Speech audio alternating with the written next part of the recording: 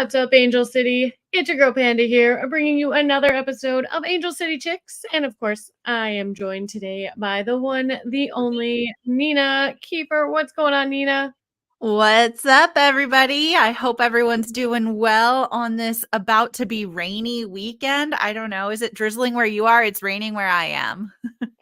It was drizzling on me when I came home from work and when I was doing a few things outside. So, yeah, I don't know. This LA weather is not LAing very well. I'm Yeah, it's not doing it. not a big fan of it. We pay for a sunshine tax for a reason. And there's a reason that things are more expensive here, and it's because we're supposed to have wonderful weather all year round. But for some reason, the rain and the cold definitely sticking around a little longer than I think I've remembered since I've moved here. I don't know if you can attest to that. You've been here your whole life, but I don't know what's going on with this weird weather. I don't know. I feel like every year it puts me like into a place where I don't know what's happening, but nonetheless, we are here. Welcome to episode 90. Don't forget to like and subscribe. Let us know all your thoughts in the comments. This show is not the same without you. Big hello to Ben, who is already here with us, and he says it's been stormy clouds for ACFC 2.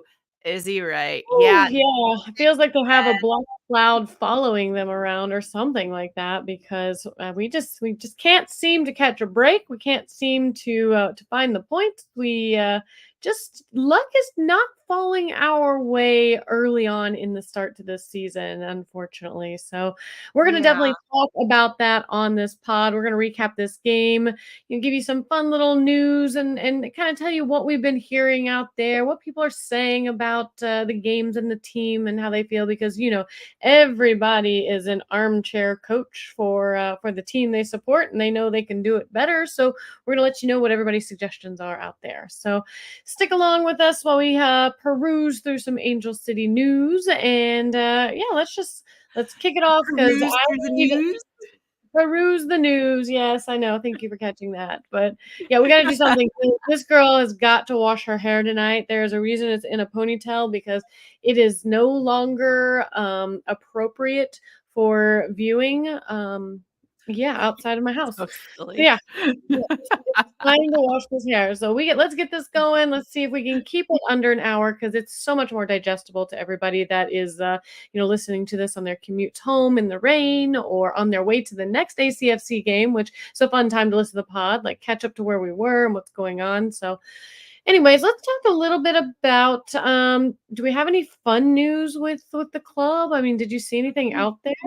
We do have the announcement of the second ever hosting of the annual Angel City Equity Summit in Paris. In Paris? Yes, it's going to be a day-long, invite-only gathering of ACFC partners actively supporting. On-site includes BMO, Gatorade, HubSpot, some people say NYX, NYX Professional Makeup, the Grand, I'm not sure which, and a few other sponsors are going to be all going to Paris for Do we a know day. when that is? I don't know. I didn't get the invite yet. Maybe it's in the mail. Is there a date for this summit, or is it just, like I haven't seen a date. it's Probably kind on of my like invitation in the mail. if you don't know, you don't need to know kind of thing? Yeah, you're not invited. Well, I might be in Paris the first 2 weeks of August, so it'd be really nice to, like, crash this party. Ooh, that would be fun. I don't know, we'll see. I love that Well, idea for you. thank you. Thank you. I appreciate that. As far as that, not really a whole lot of news. We could talk a little bit about some things, that were said, more pertaining to the actual game and what they had, when they asked some questions after, I think, one of their training sessions. So I do have a little bit of that out there. So not a whole lot going on. They're not doing anything. I know we've got, people still, being called up and being parts of their national teams. I know Casey Fair recently posted, with her national team doing some stuff. So we'll kind of keep you guys abreast of that situation and what's going on with everybody. But, I think why we are all here is to talk about Angel City, talk about their games, what is right, what is wrong, why the Is in wheel. between. Yeah, is there, exactly. I don't know. I don't want to say panic because I don't think it's time to panic. I think it's way too early, and we'll touch on something that Becky Tweed said in one of her interviews about them kind of switching up tactics here in a bit. I think Mm. everybody is still just settling in. I think everybody is getting to know each other still. I think they are trying to relearn a little bit of a different system. We've got a lot, as we've said before, a lot of youngins on this team. So it might take them a little longer to adapt as opposed to maybe that veteran type of presence that can like step right in because they've done this many times before. You're looking at young kids that are on this team that they've probably played one way all the way through college, and it's hard to pivot. It's hard to adjust. So Yeah. And I we'll mean, talk we'll get about into that this in a minute, but also we've had some relatively significant injuries, and I did put the lineup in here for us to talk about in a second. But first, let's go over some cool milestones that happened with this match. Madison Curry is able to make her first career start, which is super exciting. She's now the lowest draft pick to start on an NWSL match. She was the 51st overall pick in the 2024 draft, and she started. So, right. I think that's a great message to like all the young girls out there who are thinking about going for the draft.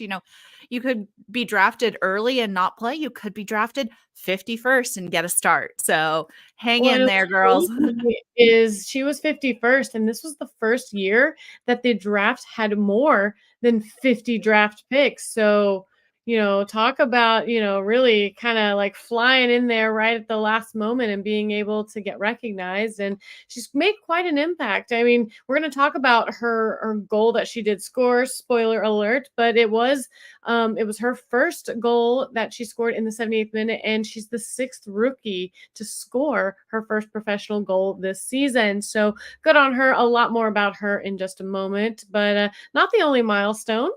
No, somebody else scored too. Spoiler alert. Sydney LaRue with her goal. It's her 42nd of her NWSL regular season career.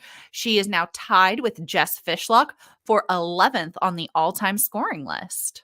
Yes, and then of course our Iron Woman herself, Sarah Gordon. She now has 98 career NWSL season match appearances. So that's pretty exciting because I think that means that let's see when will her We will be 100.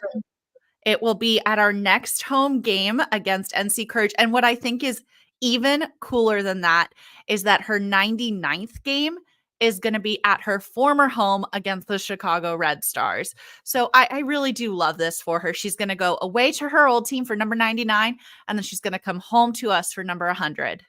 That'll be exciting. I'm sure they have something already in the works and already planned for her 100th game. So very exciting for her. So happy to see her back on the pitch, strong and healthy, and absolutely killing it out there on the pitch. Now, let's talk about this game. Let's get right into it, and let's do something Yeah. that we constantly forget because we're so excited. Let's talk about our starting 11 for this team, and then let's meander and like kind of go over some things. I want to talk about this a little bit. So go ahead and let everybody know what the lineup looked like for this matchup. Absolutely. So we had Angelina Anderson in goal between the posts. Our back line consisted of Curry, as we mentioned, her first start. Sarah Gordon, Paige Nielsen, and our captain, Allie Riley, make up that back line. And some of the things that you're missing out in there would be, an MA, Mm-hmm. you know, where I think that's a huge loss to that back line. Allie Riley has been getting the start, but as much as we love Allie, and I would kill for Allie Riley, we have to understand that she's also kind of lost a little bit of a step. She's still getting her call-ups, which just speaks to how well she knows the game, is the fact that she's not necessarily as quick as some of our other defenders, but she's still able to read the game at such a high IQ level that she pulls this start, and she is truly a captain on the pitch.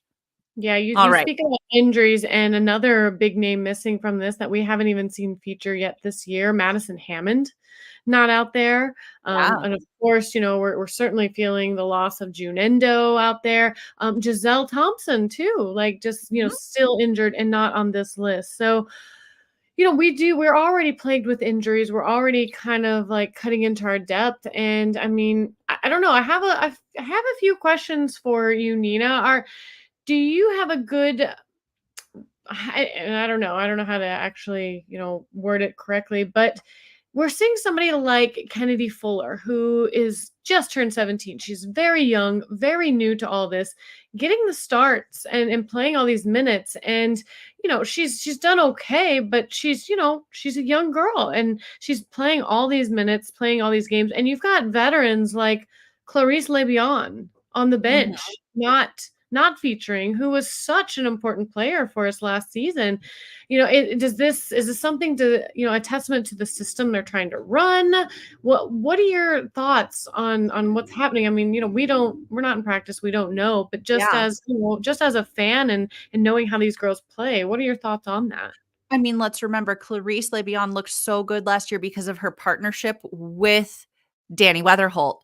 So, not having Danny there as well, you have to find that new chemistry. And I don't know, maybe there's something we're not seeing. We're not in practice, but Maggie Doherty Howard, also new to that lineup. Amandina Henry, not necessarily new to that mix, but there's got to be something between that Fuller and Doherty Howard connection that is different, or even Fuller to your LaRue up top. I think Clarice and Danny had a really good system worked out, and maybe she's just not fitting into this mix. But I love knowing that we have her available because I think she does play such a strong game and she does control the midfield. Kennedy, I think, is a little more of an aggressive midfielder, whereas Lebion is more defending and holding. So maybe it has to go with, some of that momentum that we're trying to build through the midfield as opposed to holding through the midfield and pushing it up and distributing that way. I think we're playing more to the wings. Do you think And that's a lot of that do you think that's speaking a little bit to this kind of new tactics and new system that Becky Tweed is alluding to? You think that midfield that. portion is a big? I mean, we did lose Well, Savannah McCaskill, we did lose Danny Weatherholt, so we did lose very key components to our midfield. So people are like, oh, at the end of the season, like, why are we changing things up? Well, because we had to. They don't think that yeah, people understand that those two players, it's not plug and play. That's not no, how midfield works. You can't just take out two midfielders and put in two midfielders and expect it all to be the same. That's something that a new fan probably wouldn't even consider, and that's something like me, who's still learning the game, is finally like, oh, okay, well that makes sense. That's why they're changing this up. yeah. It seems The because other thing, yeah, the other thing that I think about is, I guess, our ideal, if you will, maybe backs, our left and our right backs on the defensive line, Emma Vignola and Thompson, Giselle.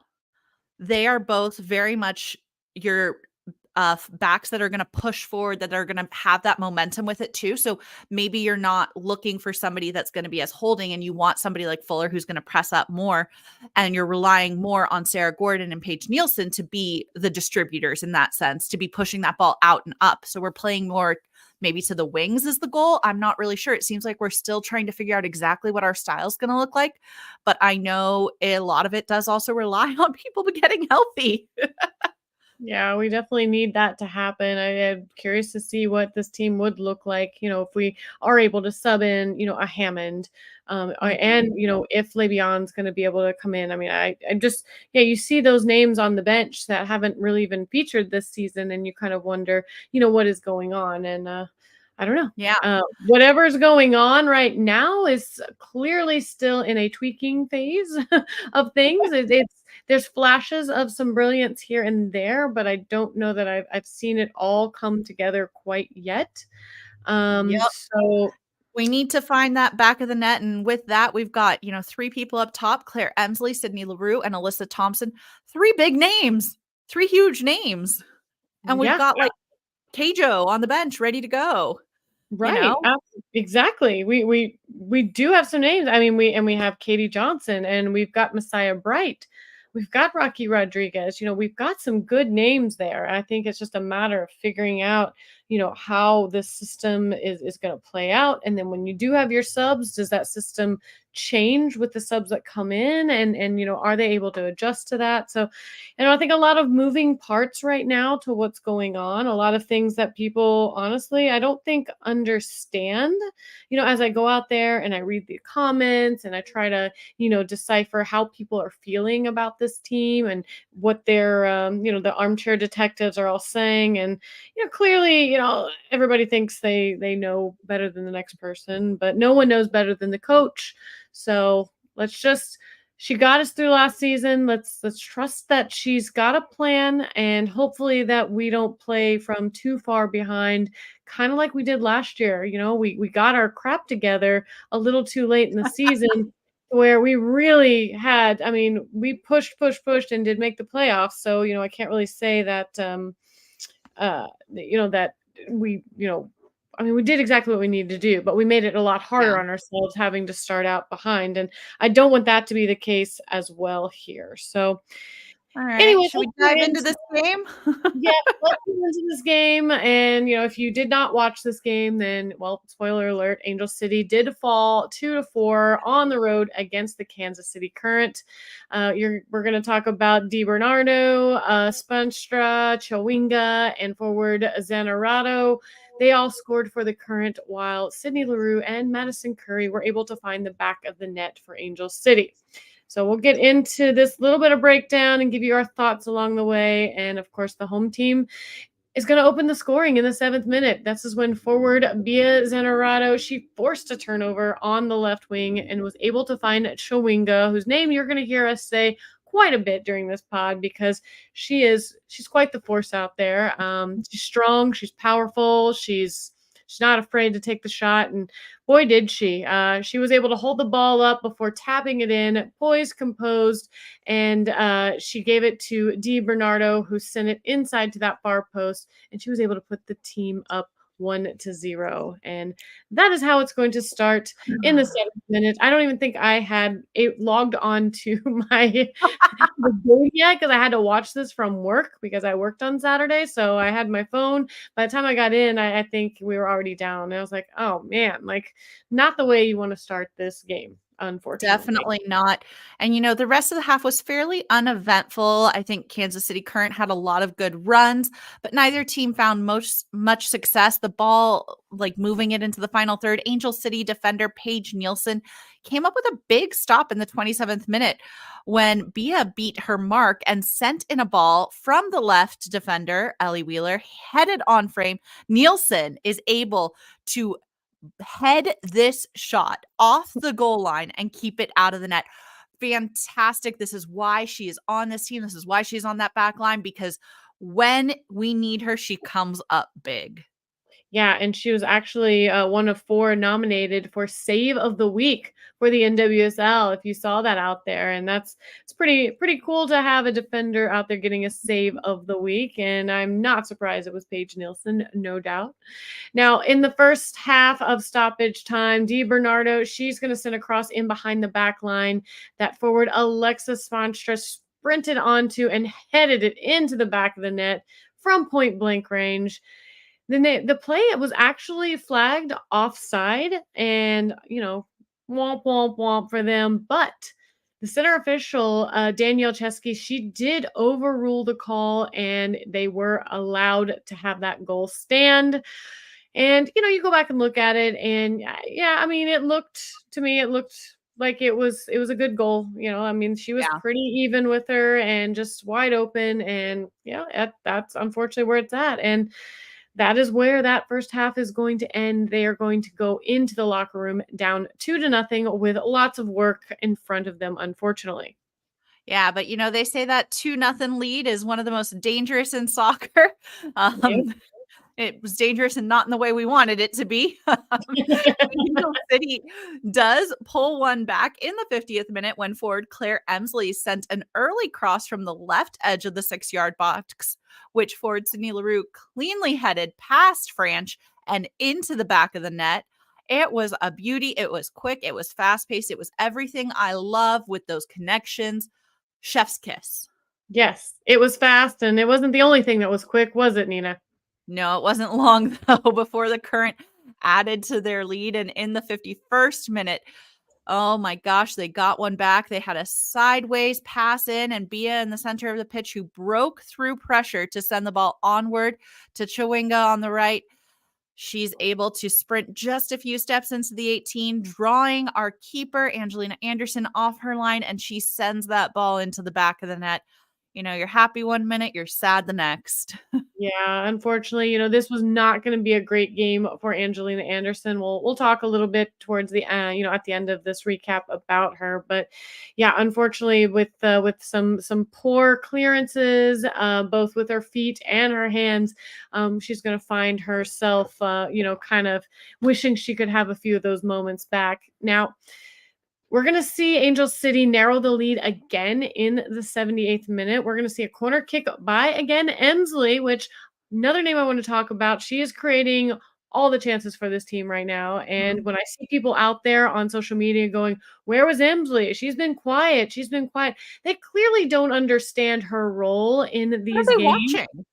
I don't know. But she is creating all these chances, and she did it again in the 78th minute when Rocky Rodriguez was able to find a ball by way of Emsley. She headed the ball down to Allie Riley at the top of the six, who then tapped it a few feet to rookie defender Madison Curry, who sent an emphatic shot past Franch. And this was going to be, as we had spoke about, the first goal for Curry in her professional career with Angel City. And so excited for her. I mean, she has just been putting in work. I think I put it at the end of this, but I'll say it now. I think Sarah Gordon just gave her all kinds of praise because I guess she found out about an hour before the game that she was going to be starting. So can you imagine, having, just a Butterfly. few months in your professional debut and your career with the team and them being like, you're going to start now. I Yeah. can't even imagine, but I think she really held it down there. I saw somebody's comment who was like, "Oh yeah, Kansas City Current. They had her in their pocket all night long." And I have some stats on her that I want to read at the end of this, just to kind of like counteract that. Because again, I don't know if people are watching the same games we are, but either way, she is going to put the game. What is this now? It's 3-2. Is that where we're at? Yes, 3-2. Yeah. Sorry, I lost my space here, but 3-2 by way of Madison Curry. So exciting for her. Now, let me go down here. Oh yeah, you can go ahead. Sorry. I was like, what are we doing? Sorry, I forgot to highlight your portion of the notes. All right. So Rocky Rodriguez is able to put the ball into the back of the net just a few minutes later off another corner kick, but her goal is actually overturned by VAR, and they ruled that midfielder Kennedy Fuller had been in an offside position. And Panda, you found this gem on the interwebs right here. We've got a little tweet from Jessica McDonald saying, "Hey, at Christina Uncle," who, for those of you who don't know, Christina Uncle is a referee. She is a VAR specialist. She does a lot of the commenting on referee decisions. She said, "Can you please explain the offside rule on Angel City's third goal, please?" Right, because before we get into it, if you were to watch it and see it, you're going to see the ball kind of like take some deflections. It's going to deflect off of the Kansas City defender into Kennedy Fuller, who then is going to, I guess, I Plays the forget how. ball. Yeah, I forget how it is. She plays the ball and then finds its way in the back of the net. I forget the exact sequence of it. Yeah. And we're all, as a novice kind of soccer fan, you're like, oh wait, but if the defense touches it, that negates offside, blah blah blah blah, and there's all that chitter chatter about it. But do you want to read the rationale for why that was? Do you think this makes sense? Yeah, it's very succinct. It's exactly correct. A player cannot gain an advantage from being in an offside position. Being in an offside position itself is not a foul. You're allowed to stand wherever you want on the field. But as soon as you gain an advantage from that, whether you touch the ball or not, you're considered to be offside. And in this case, Kennedy Fuller does that. So what it says is player cannot gain an advantage from being in an offside position. While the defender touched the ball, it was not controlled or possessive in nature, more of a deflection. So in order for the offside to reset, it has to be controlled by the opposing team, and then the defensive team, and then it would reset. But if it just bounces off somebody and you're in an offside position and you play that ball, it's still offside. Same if it bounced off, think like the goal. If I'm standing in my offside position, somebody shoots from way behind me, bounces off the goal, and I head it in, still offside. So, therefore, it goes back to the original header by the Angel City player, and she was in an offside position at that point. So, Yep. Kennedy Fuller at not the first ball that was played to her, but go back a ball and you'll see Yeah. the offside position. Okay. And it once you look at it and you see it and you see the right moment, you'll see it. The unfortunate thing is I don't think everyone in the moment, the announcers especially, knew exactly where in the play they were looking, and I think that's a really tricky part with offside is you have to know what the referees are honing in on. Yeah. Nope. Exactly. And that's why I want to highlight that in that comment, because I'm sure people are out there questioning it. And, I don't know what kind of answers people are getting out there. And, just want to make sure it was clarified. It is unfortunate.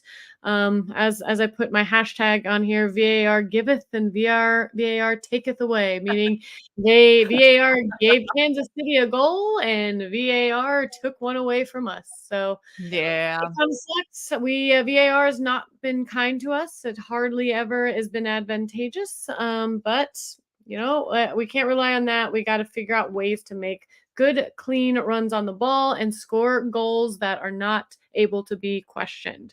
Now, the Current are going to score their fourth and final goal in second half stoppage time when Bia pounced on a miscleared ball inside the 18 and put it away with an outside of the foot shot. And that is how the game is going to end, folks. At one point, we felt like we were tied and it was amazing and we had some elation. And then all of a sudden, just like that, we end up closing this game out 4-2. Still not able to get a win. And that's unfortunate because I know they won it. And I'm just like, oh, Yeah. heartbreak. It So, is. but yes. Anyways, I want to read this. This is what I want to read, what Sarah Gordon had said about Madison Curry. It said, she came into a difficult environment and found out less than an hour before the game that she was starting. She acts like she has been here before. And I want to highlight some stats that Cameron Nia, who always puts out some great information out there. I always like to go through and read, what he puts out there as well as, the comments on it. And he put together a little thing via FOTMob. Some stats. Do you want to read those and give me your interpretation of her performance based on these stats, Nina? Yeah, so Madison Curry is credited with 90 minutes, 78 touches, 1 goal, 30 out of 42 accurate passes, 7 passes into the final third, 3 out of 3 tackles won, 12 defensive actions, 5 clearances, 5 out of her 6 dribbles won, and only dribbled past once. That is an A. That is an A+. That is an A+ for a defender in that position doing what she's doing. I thought she had a great game, and I think giving where she's at in her career and how quickly she's been thrown into this, I only see her getting better, in my opinion. So I'm very excited to see what she does and how, when we get some of our healthy legs back, what that's going to look like for her and if she's going to still be in there. But I feel confident that, even if she doesn't end up starting games, I think she's going to be a solid sub for us going forward, no doubt. And Absolutely. So, all right. Now, we love when our players get involved online as long as it's in a positive way and not anything crazy. And this one, Panda. I Tell had everybody to. what we're showing. I had to. So if you guys watch the game, there's a moment there where there was a yellow card given to Kansas City. It was did you see it, Nina? Yeah. As Sydney LaRue goes up for a ball, she gets literally cleaned out from behind and knocked to the ground. I mean, it was a hard, fast hit. I mean, it was one of those when you're watching it, you go, ooh.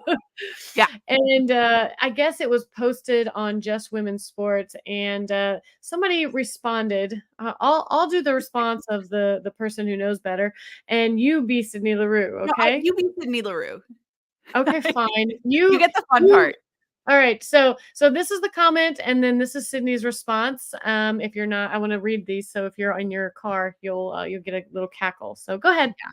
Sorry, this was not a yellow card. She ran and went up for the ball with an intent to score. Sydney LaRue is the one who did not attempt on it. Yes, I could be a full, but no way it's a yellow card offense.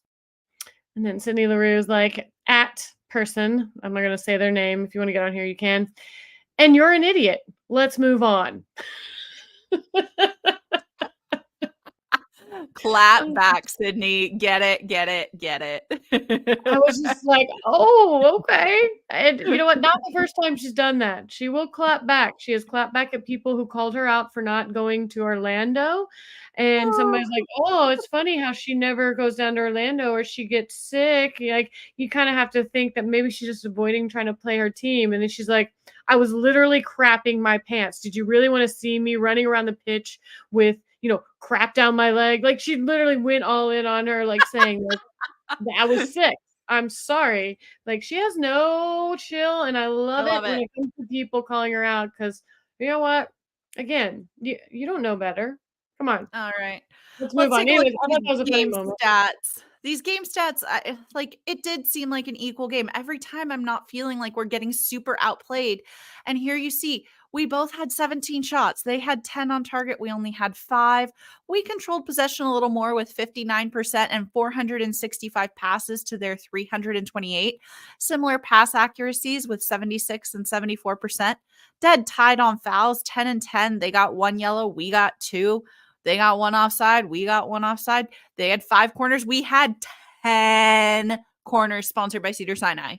We always have a crap ton of corners. And I think the problem I feel with our team is we just don't have that big, large presence in the box. Like, we get these opportunities, and we've got someone like Claire Emsley with a leg that can just serve that ball right where it needs to go. But we just don't have any like height. We don't have a Taylor Korniak in the middle there that can just head it in. Or you look at someone like Chwenga or even Oshiala, like these big presents that can body their way to the ball and get it in, and that's the unfortunate. Like 100-pound Alyssa Thompson, who's shorter than me. Right. I mean, think about it. We're not very big. Even our defensive side. I mean, look at Madison Curry. She's not very big. Allie Riley, not very big. Like, you look at the positions. Gordon, not very big. I mean, where's our height? we need we need some. We don't have any. They're all little tiny girls. Like, so anyways, it kind of sucks getting all these opportunities that we could capitalize, but we got to figure out more creative ways to figure out how to get to the back of the box because, well, right now it's just not happening for us. So. And unfortunately, with that, we get into the league standings. And with this game, we are knocked down into last place. We are number 14. We pushed KC Current into that number 1 position. And unfortunately, our next 2 games are against the number 2 Chicago Red Stars and then the number 3 NC Courage. So gotta strap in for those. I know it's gonna be interesting. I did want to read. There were a couple of quotes from Becky that I was gonna read. That I didn't have time to put in here, but one of them was in lieu of the fact that they only have 1 point right now. And, she said, we have 1 point, but I do not think it would be unfair to say we could have also up to 7. We are playing a different style to last year, and it's just not happening overnight. She also, in response to Angelina Anderson's performance, she talked about what we had said earlier. We've changed our style slightly. We want to be more sophisticated, and it's going to come with time, grace, and errors. She said she's 23 years old. Her ceiling is very high. And they threw a little shade on VAR also, where it said if you have to spend 13 minutes, is it really clear and obvious? So yeah. I mean, they don't feel. Talk about the stoppage time, because that was the most stoppage time I think I've ever seen in a match. It was ridiculous. The World Cup when it was like 20. But it's true. When it's basically just an entire game, like that's not right. That's not how this is supposed. That's not how this works. No, you should. You know what? You know how they put like pitch clocks on the pitchers in baseball, and they put like clocks on the batters. They need to have a VAR clock. If you can't figure it out in 30 seconds, then the original call stands. I like Nice it. and clear and obvious, right? Maybe longer than 30 seconds. Some of us are a little slower. But let's go Okay. with a minute and a half, 90 seconds. Whatever it is, either way, there should be a time limit on VAR because if you are having to dissect it that much, then you've negated the clear and obvious fact of all Yeah, of it. Like if you're I'm in. literally trying to figure out ways and reasons to overturn it at that point is what I feel like. Yeah, So I'm in. anyway, I'm on board with that. All right, taking a look into the future, we are actually off for a week. Angel City doesn't play again until April 13th. There is a little FIFA window here. So the next game, we're going to be on the road at Chicago. Chicago has 2 wins. We've got 1 and 1 draw. So we will see. This could be anyone's game. It's time for us to take it to them. yeah, I mean, and Chicago's starting off pretty hot right now. I mean, 2 wins and a tie. They've had no losses, so I mean, that's gonna be it's gonna be another tough game. I will be in I will actually be in New York when this game is being played, I will be in Nashville. and I will not be able to watch it. Did I tell you what I'm doing on the 13th, Nina? I told you, right? In New I don't York? think so. I didn't tell Aren't you you? guys visiting Christian's parents? Yeah, but there's something that I'm making him come with me, but you know what I'm doing on the 13th? Do I wanna know? Is it terrifying or is it exciting or am I gonna be jealous? Yes. Super Okay, go jealous. So, you know my favorite podcast, Psychopedia, with Yeah! Investigative Senator and Tank Sinatra? They're doing a, kinda like a one-year anniversary meet and greet in New York Oh, City fun. Saturday from 7 to 11, at some restaurant, and so I RSVP'd and got in, so, um, Oh, nice. That'll be only like cool. it's only like 100 people, so I will probably have to watch this game, at a later date, at some point. Same, Maybe I can watch it on unfortunately. my Huh? I'm gonna be bar hopping in Nashville. You better. You get your cowgirl boots on, you better be dancing on some bar tops, some Coyote Ugly happening. I'm ready, I'm ready. But either way, we will end up watching this game at some point, and we will do a pod. I don't know what our pod's gonna look like next Thursday before I know we're jumping ahead, but just I'm gonna be leaving for New York Wednesday night next week, so we'll figure it out. We'll figure it out. Yeah, All right. you know. So that's pretty much our Angel City wrap up. Not great. Like I said, dark clouds following us around, just like this LA weather right now. So hopefully there are sunnier days ahead and a lot to look forward to. Now let's get into some fun NWSL news. What would you like to start out with? You want to start out with the expansion side of things? Yeah, I was gonna say there's just a small update for expansion. You know, we've had some teams sell for some big money recently. So with that, they are working on picking a 16th team. We should see that announced by Q4. So later this year, I think October, November, December, we should be hearing about a 16th team to begin competing in 2026. So some of those front running cities are ones that we've heard of before, but apparently some new teams and new cities are trying to enter the mix. So names and cities we're watching are Boston, Tampa, Florida. Um, you know, I Mm, think there's a good opportunity for some of the other markets. I would like to see something a little more East Coast. I think we've had a lot of movement into the West Coast area, but there's, I think, a lot of opportunity here. And what they say, I'm trying to find the exact stat, is they talk about how many different cities that the NWSL is in. And, we're only in like 12 of the 15 major sports markets. So, I'm not sure exactly where that is, but I look forward to hearing and seeing. I think Boston could be really cool, but they're having trouble with some of the groundbreaking, stadium. some of the rules there. And they're like a stadium kind of issue, like they're kind of going back and forth with in Boston, I think. Yeah, they're trying to renovate an old high school sports stadium in the city and provide like a private public partnership, but they had some issues from local residents as well as, Right. with city permitting. And, if you're going to start out with issues with residents, I don't know if that's the right way to go. Just saying. I look at things and I always think that if there's an MLS team or a successful USL team even or along that line, it'd be a great city to go in because that people like soccer there. They're already tuned into it. So Mhm. women's team kind of like coming in off that would be cool. You have to look at a place like Atlanta. Or what They about like a Denver or a Cleveland? I don't know. I mean, Not sure. necessarily with teams, but I think they could potentially support. Yeah, they absolutely. I mean, you got to look at it from two ways. Like if they don't have a lot going on in way of that, would this be introductory to it, or did they look at the markets, within the other sports, teams within the MLS and say, they didn't think it was going to work, and that's why they haven't been there. So it's kind of hard to say, what would work better. But I mean, so far, I feel like the most successful have been ones that are in cities with teams. I mean, look at the I port. mean, Look at San Kansas Diego City. Wave came before the MLS team in San Diego. True, but they are the most winningest indoor team of all time is down there, the San Diego Sockers. The San Diego Loyal was huge, and people like piggybacked onto that. So they weren't without soccer That's at all. fair. So That's fair. and yeah, so I do. I feel like the teams that are existing and thriving are definitely in markets where there are other as well. So I don't know. It'll be. I'm anxious to see who it's going to be. There's no wrong answer at this point.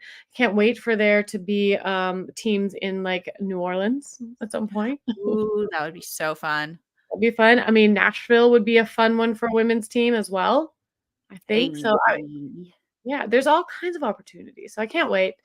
Because like we've talked ad nauseum about women's sports, they're just right now they're just taking off. And one thing that's been a testament to that is the women's NCAA tournament with basketball. They've had some of the highest viewership, Yes. like just far and away above the men's sports as well. Just everybody watching, Caitlin Clark what's I forget the girl from LSU. Oh, she was getting death threats, I heard. I feel bad. But, I did see that tickets to Yeah, the Final Four for women were more expensive than the yeah, men's.